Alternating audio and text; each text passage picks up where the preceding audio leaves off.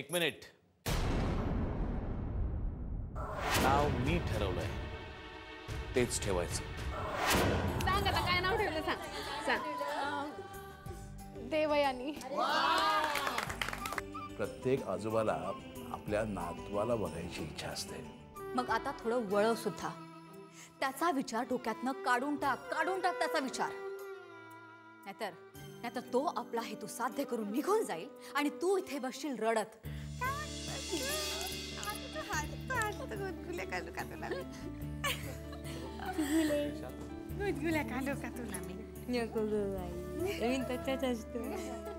बरं मंडळी, आजचा हा बारशाचा कार्यक्रम इथेच संपला.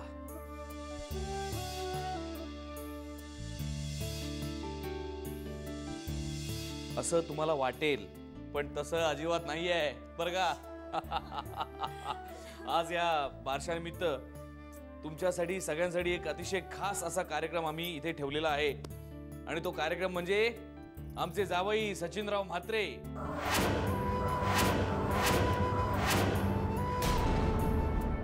आणि आमच्या लाडक्या राणीसाहेब आसावरी देवी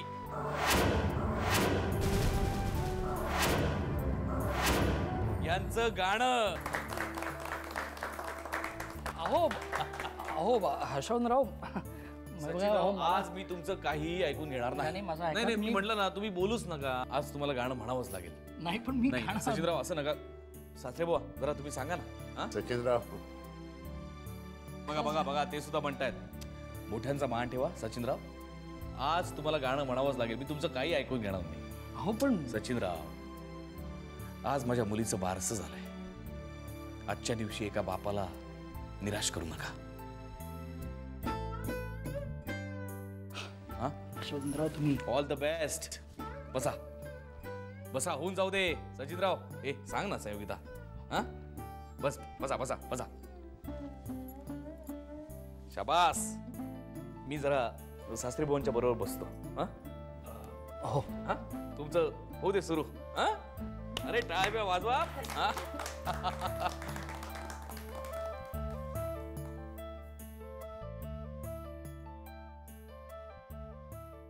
सचिनराव.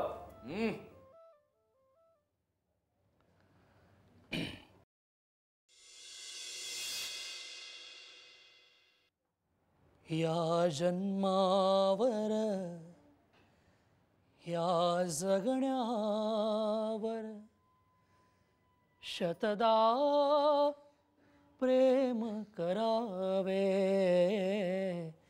या जन्मावर या जगण्यावर शतदा प्रेम करावे. शतदा प्रेम करावे. शतदा प्रेम करावे. या जन्मावर या जगण्यावर शतदा प्रेम करावे. बाळाच्या चिमण्या ओठातून बाळाच्या चिमण्या ओठातून हाक बोबडी येते.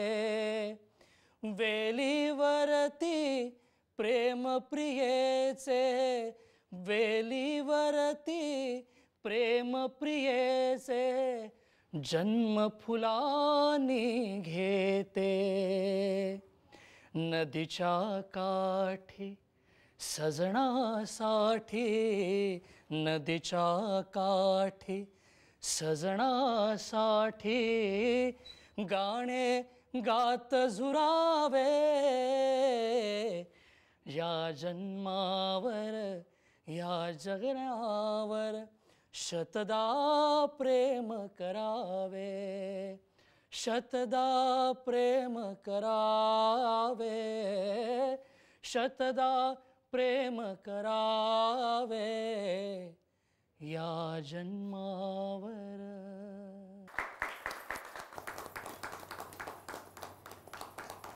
वा वा सचिनराव वा.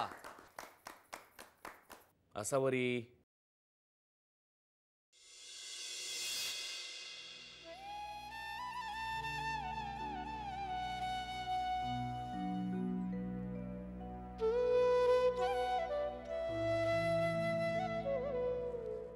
वहिनी कुठलं गाणं म्हणणारस?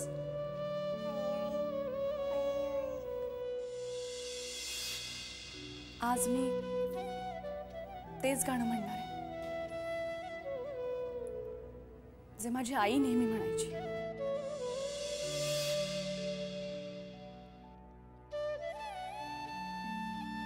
तिचं खूप आवडतं गाणं होतं ते, आणि माझंही.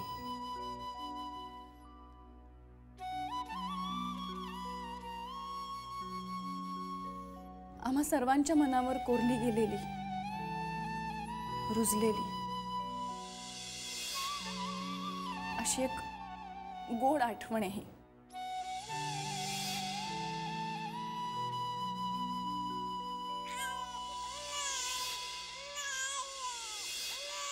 देव जरी मज कधी भेटला, माग हवे ते माग म्हणाला, म्हणेन प्रभू रे माझे सारे, जीवन देई मम बाळाला. देव जरी मज कधी भेटला, माग हवे ते माग म्हणाला, म्हणेन प्रभू रे माझे सारे, जीवन देई मम बाळाला. देव जरी मज, देव जरी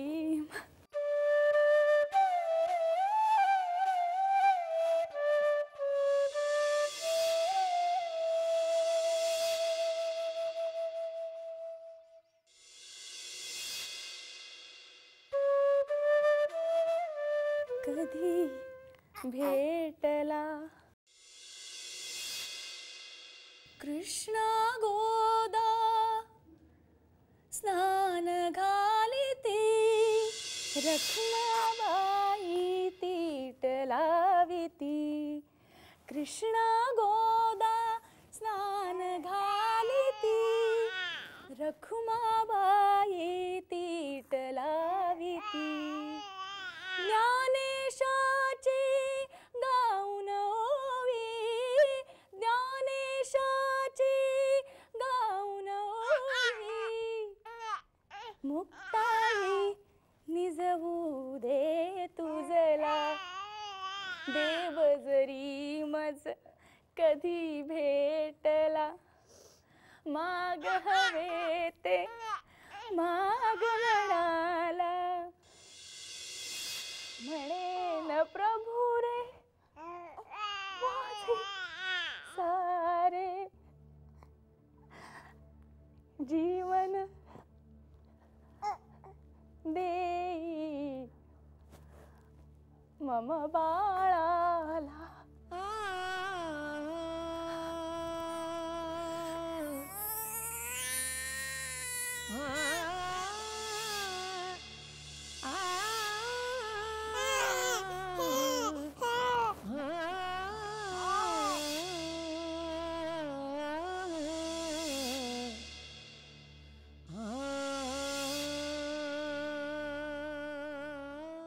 देव जरी मज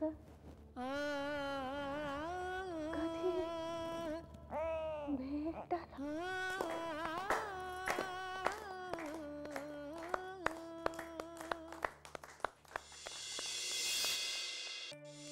देवयानी, देवयानी हर्षवर्धन भोसले. कोण आहेस तू? देवयानी. ए देवयानी, ए ते बघ बघ, बघितलं की नाही? तिला नाव कळतंय तिचं. काहीतरीच काय, किती लहान आहे अजून आपलं पिल्लू, एवढं कसं कळेल तिला? अगं न कळाल काय झालं? शेवटी माझी मुलगी आहे ती, जगापेक्षा एक पाऊल पुढेच असणार. अहो पण पाऊल पुढे टाकायला तेवढं मोठं नको का व्हायला? अजून आपलं पिल्लू किती छोटं छोटं आहे, तिला नाव वगैरे कसं कळेल? काहीतरीच काय तुमचं. हे बघ, नाही कळलं तरी चालेल, पण लवकरात लवकर तिला कळायलाच हवं. तिला कळायलाच हवं की ती हर्षवर्धन भोसलेची मुलगी आहे, इतरांपेक्षा खूप वेगळी, जगापेक्षा नेहमी एक पाऊल पुढे. असं बरी मी तिच्या भविष्याची सगळी तरतूद करून ठेवली आहे, सगळं प्लॅन करून ठेवलंय मी. तिला मी कॉन्व्हेंट स्कूलमध्ये घालणार. हा, पण घरी आल्यानंतर तिने कंपल्सरी मराठीच बोलायचं. हा मग तिची 10वी 12वी त्यानंतर पुढच्या शिक्षणाकरता तिला फॉरेनला पाठवायचं. तिला ज्या क्षेत्रात करिअर करायचं आहे ती करू शकते. जर तिला माझ्याच फील्डमध्ये करिअर करावं असं वाटलं तर मी तिला एक मोठं स्वतंत्र असं ऑफिस उघडून देणार. का? ती तुमच्या बरोबर तुमच्या ऑफिसमध्येच काम करेल की? चूक. हर्षवर्धन भोसलेने आजपर्यंत कधीही कुणाच्याही बापाच्या हाताखाली काम केलं नाही. मग ती तरी तिच्या बापाच्या हाताखाली कसं काम करेल? तिला जे करायचं ते ती करेल, पण ते स्वतंत्रपणे करेल, इंडिपेंडेंटली. बाप रे, ज्याप्रमाणे रामायण घडायच्या आधीच वाल्मिकीने सगळं लिहून ठेवलं होतं ना, तसं आपलं पिल्लू मोठं व्हायच्या आधीच तुम्ही तिचं सगळं भविष्य ठरवूनच ठेवलंय. करेक्ट. पण ती जर तुमच्या मताप्रमाणे नाही वागली तर? तरी ती माझ्यासारखीच वागेल. हा. कारण मी आजपर्यंत कधीही कुठलंही काम कुणाच्या तरी मर्जी खातर केलं नाही. मग ती तरी ते कसं करेल? काय? वा, हे बरं आहे. म्हणजे चित भी मेरी और पट भी मेरी, शेवटी तुम्हीच जिंकणार. हो, कारण मी आजपर्यंत कधीही हारलो नाही आणि माझी मुलगी सुद्धा हरणार नाही. आयुष्याच्या प्रत्येक शर्यतीत ती जिंकणारच, कारण शेवटी ती आहे देवयानी हर्षवर्धन भोसले.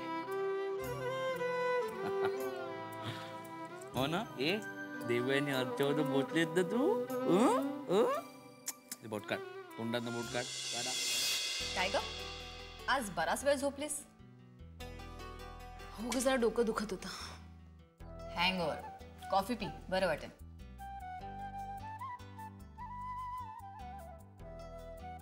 कसं वाटलं? बरं वाटतं. आता कॉफीने दारूचा हँगओव्हर तर उतरेल, पण प्रेमाचा उतरला का? सुश, काल खूप दिवसानंतर मी आपलं मन कुणाजवळ मोकळं केलंय. खरंच खूप बरं वाटतंय. वाटलं ना? मुली मैत्रिणी यासाठीच असतात. आता जर का पुन्हा तुझ्या मनात असं बरंचसं काही साठलं ना की लगेच माझ्याशी बोल, बिनधास्त. अगं, तू इथे असतेस कुठे? आता चालली ना एका आठवड्यात अमेरिकेला. So what? फोन आहे ना, आपण फोनवर बोलू शकतोस ना. ऍक्च्युली विसरले मी. हो ना. पण मला असं वाटतं की आता या विषयावर बोलायची आपल्याला गरजच पडणार नाही. हो ना? सुश, तू मला जे काही सांगितलं ते मी करण्याचा प्रयत्न करेन. सगळं काही विसरेन, त्यांनाही विसरेन. पण आधी मला कळायला हवं ना की त्यांचं माझ्यावर प्रेम आहे की नाही. जर प्रेम असलं तर मग धन्य आहे. गाढवासमोर वाचली गीता, रातचा गोंधळ बरा होता. तसं नाही. पण काय? पण काय?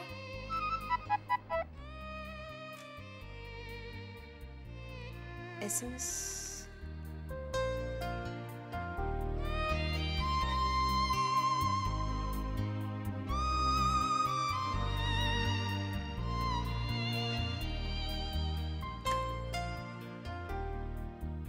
काय ग, कोणाचा एसएमएस होता?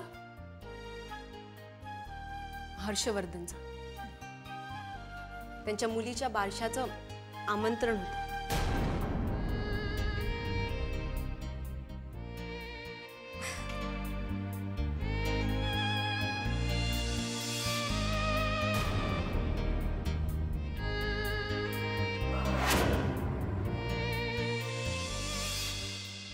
प्रिये पहा चहा, प्रिये चहा. क्या बात आहे, अगदी वेळेवर चहा घेऊन आली. पूर्वीच्या काळात मेन नट असायचे ना ते हे पद घ्यायचे, असे गायला लागायचे. आणि मग बाकीच्या नटांना 100% गॅरंटी की वन्स मोर घेऊन घेऊन किमान अर्धा तास तरी हा नट याच्यात घालवणार. मग आम्ही सगळे नट मागे जायचो आणि चहा प्यायचो. मजा यायची, वा मजा यायची वा. मामा तुम्ही नाटकात पण काम करायचं? नाटकात काम करायचो. अगं A1 क्लास, जबरदस्त मोठा नट होतो मी. कोणीही टिकायचं नाही माझ्या बरोबर त्या वेळेला. पुढे मग ते सगळे टिकले आणि मी फोटो स्टुडिओ कोण बघायचा? कोणाचा फोटो स्टुडिओ? तुमचा. माझा फोटो स्टुडिओ? हो. माझा फोटो स्टुडिओ? हो. माझा फोटो स्टुडिओ? मामा माझा फोटो स्टुडिओ कोण बघणार? नाटक, नाटकाचं वेळ भयंकर. सारखं नाटक नाटक नाटक, आयुष्यभर नाटक. पुढे मग त्या स्टुडिओकडे माझा दुर्लक्ष झाला आणि मग माझा तो स्टुडिओ बंद पडला. नाटक. बरं मामा, माझा ऍक्सिडेंट झाला तेव्हा तुम्ही कुठे होतात? इकडे की गावाकडे? तुझा ऍक्सिडेंट झाला होता? हो. तुझा झाला होता ऍक्सिडेंट? हो. असं काय करताय? माझा केवढा मोठा ऍक्सिडेंट झाला होता. माझ्या डोक्याला जबरदस्त मार लागला होता तेव्हा. कसं विसरले तुम्ही? तुझा ऍक्सिडेंट झाला होता? हो. तुला मार लागला होता? हो. म्हणजे तुझा ऍक्सिडेंट झाला होता आणि तुला मार लागला होता? मामा तुझा ऍक्सिडेंट होऊन तुला मार लागला होता.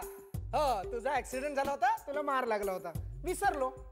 वय हे बघ ना, म्हणजे फोटो स्टुडिओ, ऍक्सिडेंट, मार.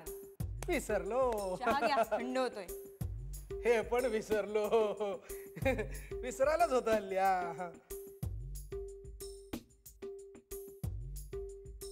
वय वय वय झालं ना की माणसाची स्मरणशक्ती कमी होते आणि व्हायलाच पाहिजे, नाही तर कसं कळणार वय वाढलं ते. फर्स्ट क्लास चहा बनवलाय, सुंदर आहे. सरबत म्हणून पितो. विनोद थंड झाला ना. मामा सांगा ना, कुठे होता तुम्ही तेव्हा?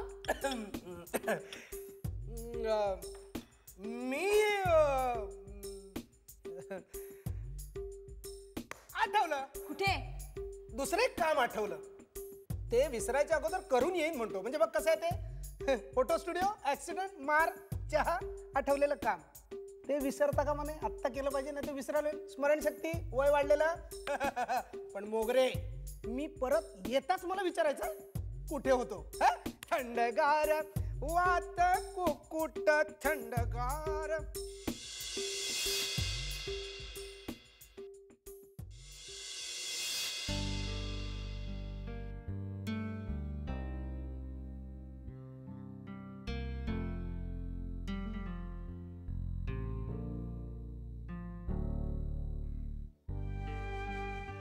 सुष्मिता, सुष्मिता हे काय आहे? कुठे काय? मग तू माझ्याशी नीट का नाही बोलत? आता तुझ्याशी नीट बोलून काय उपयोग आहे का? जे मी तुला समजून सांगण्याचा प्रयत्न करते ते तुला पटत नाहीये. आणि बाय द वे, मला वाळूवर रेखोट्या ओढण्यात अजिबात इंटरेस्ट नाहीये. सुष्मिता, खरंच तसं नाहीये. अगं, मला तुझ्या सल्ल्याची गरज आहे, पण मला कळत नाहीये मी काय करू. काय करू?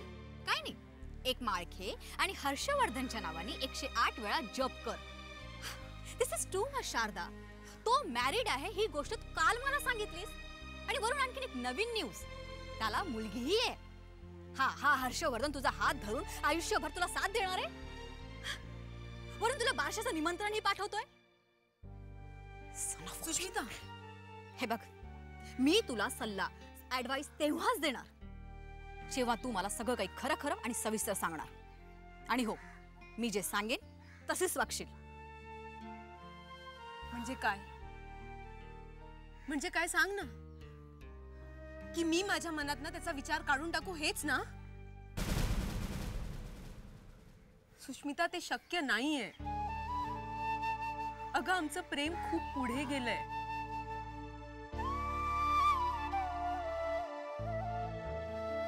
मी तुला काल खोटं बोलले. मी काल जे तुला सांगितलं नाही ते आज सांगते. सुष्मिता, मी आपलं सर्वस्व देऊन बसले त्याला. माझं प्रेम, माझं शरीर, सगळं. मी नाही विसरू शकत त्याला आता. मनापासून प्रेम करते का मी त्याच्यावर. कसं शक्य आहे विसरणं? मनापासून प्रेम करते ग मी.